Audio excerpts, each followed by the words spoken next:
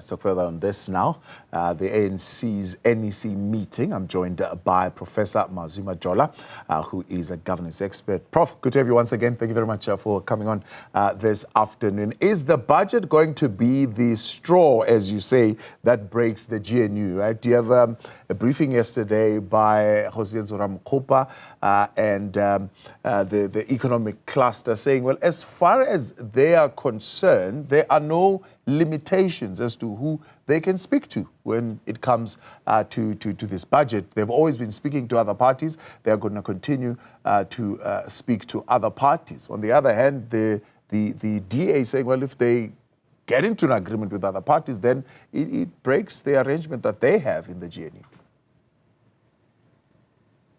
Good afternoon, Thabo.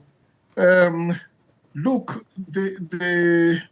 it will be out of courtesy, really, for ANC to respect the GNU and try to make things happen with them.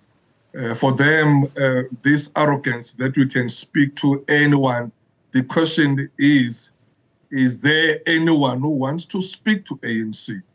Because, as you know, the politics is about numbers. You know, ANC is relying on EFF. Does EFF wants to go into bed with ANC? EFF has made it very clear that they will not entertain ANC as long as DA is still there in the Freedom Front Plus. Can they go to MKP? MK has said it, loud and clear that we don't want to do anything with the ANC.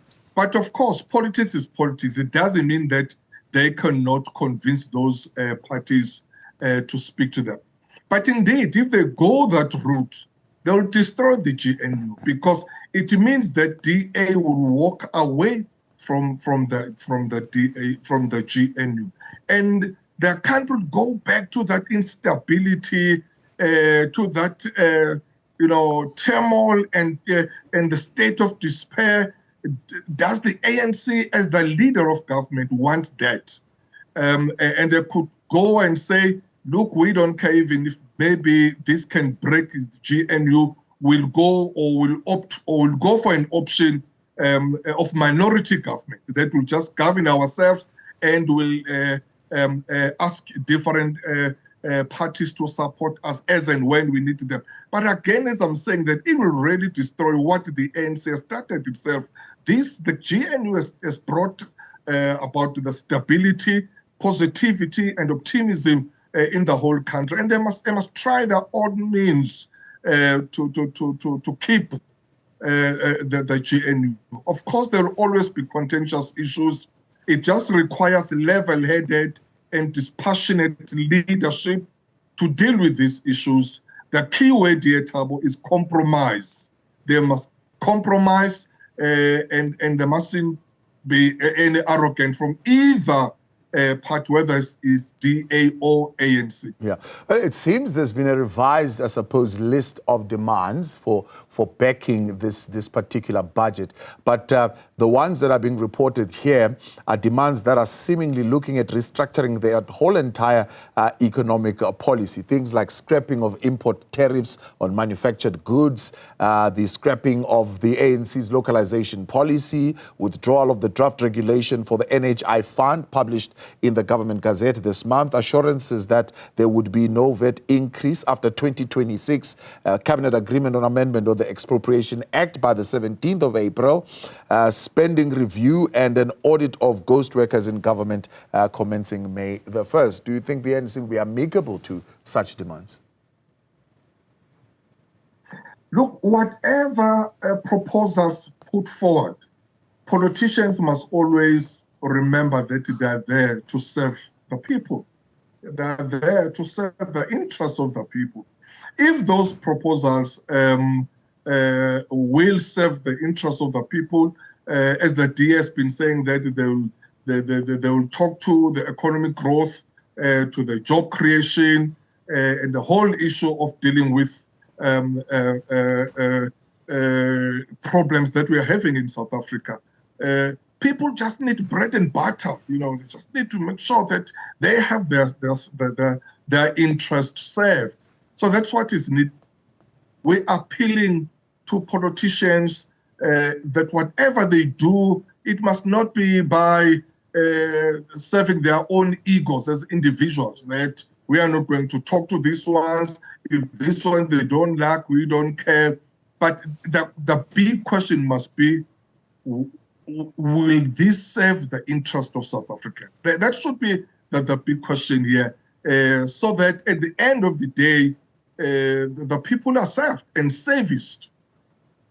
Consensus, it's said, Prof, it's normal in a democracy, but it seems the GNU agreement is hanging on the balance purely on this matter of being able to reach consensus. What makes it so difficult for this particular formation to reach that level of consensus?